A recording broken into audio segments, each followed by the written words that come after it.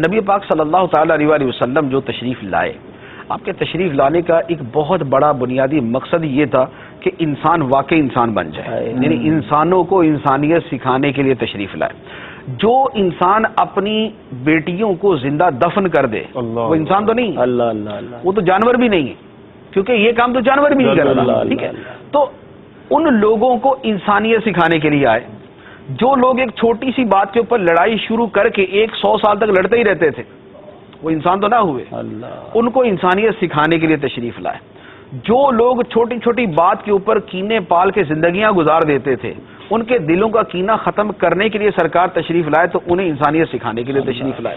تو اسی طرح سرکار دو عالم صلی اللہ علیہ وسلم ایک دوسرے کا درد سمجھنے، دکھ سمجھنے، ایک دوسرے کی خیر خواہی کرنے کے لیے اور یہ سکھانے کے لیے تشریف۔ حدیث مبارک ہے، نبی پاک صلی اللہ تعالی علیہ وسلم نے ارشاد فرمایا، بلکہ یوں آپ سمجھ لیں کہ سرکار علیہ الصلوۃ والسلام کیوں تشریف لائے؟ دین لے کر۔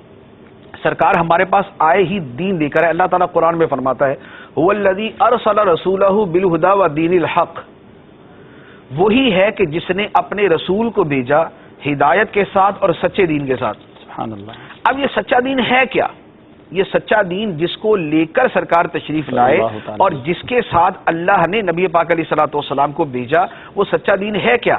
سرکار علیہ الصلوۃ والسلام ارشاد فرماتے ہیں الدین النصیحہ، اللہ، کہ جس دین کو میں لے کر آیا ہوں اس دین کا نام خیر خواہی ہے، دوسروں کا بھلا چاہنا ہے، دوسروں کے ساتھ اچھا رویہ رکھنا ہے، دوسروں کے ساتھ حسن سلوک کرنا ہے، پیار محبت سے پیش آنا ہے، ایک دوسرے کی خیر خواہی کرنا ہے۔ عرض کی یا رسول اللہ صلی اللہ علیہ وسلم خیر خواہی کس کی؟ الدین النصیحہ، دین تو ہے ہی خیر خواہی کا نام، دوسروں کا بھلا چاہنے کا نام، تو یہ خیر خواہی کس کی؟ فرمایا کہ للہ ولی رسولہ ولی ائمۃ المسلمین وعامتہم، فرمایا کہ خیر خواہی اللہ کی، اللہ کے رسول کی، مسلمانوں کے حکمرانوں کی اور سارے مسلمانوں کی۔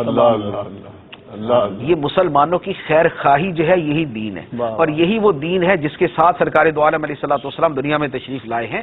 تو لہذا یہ جو چیز ہے کہ ہمیں دوسروں کا خیال کرنا چاہیے، خواہ وہ پڑوسی ہے، خواہ وہ ہمارے ماں باپ ہیں، خواہ وہ ہمارے بہن بھائی ہیں، خواہ وہ ہمارے رشتہ دار ہیں، خواہ وہ ہمارے تعلق والے ہیں، خواہ وہ ہمارے بزنس کے اندر جو ہے وہ تعلقات والے ہیں، خواہ وہ نوکری کے اندر ہمارے کولیگز ہیں، ہمارے ساتھ کام کرنے والے ہیں، خواہ وہ ہم بس میں سوار ہوتے ہیں تو بس کے اندر کوئی ہمارے ساتھ بیٹھ جاتا ہے، یہ وہ تمام لوگ کہ جن کے ساتھ ہمارا زندگی میں کہیں بھی انٹریکشن ہوتا ہے، کہیں بھی ہمارا ان سے کوئی تعلق قائم ہوتا ہے، ان کی خیر خواہی کرنا سرکار علیہ الصلوۃ والسلام یہی سکھانے کے لیے دنیا میں تشریف لائے۔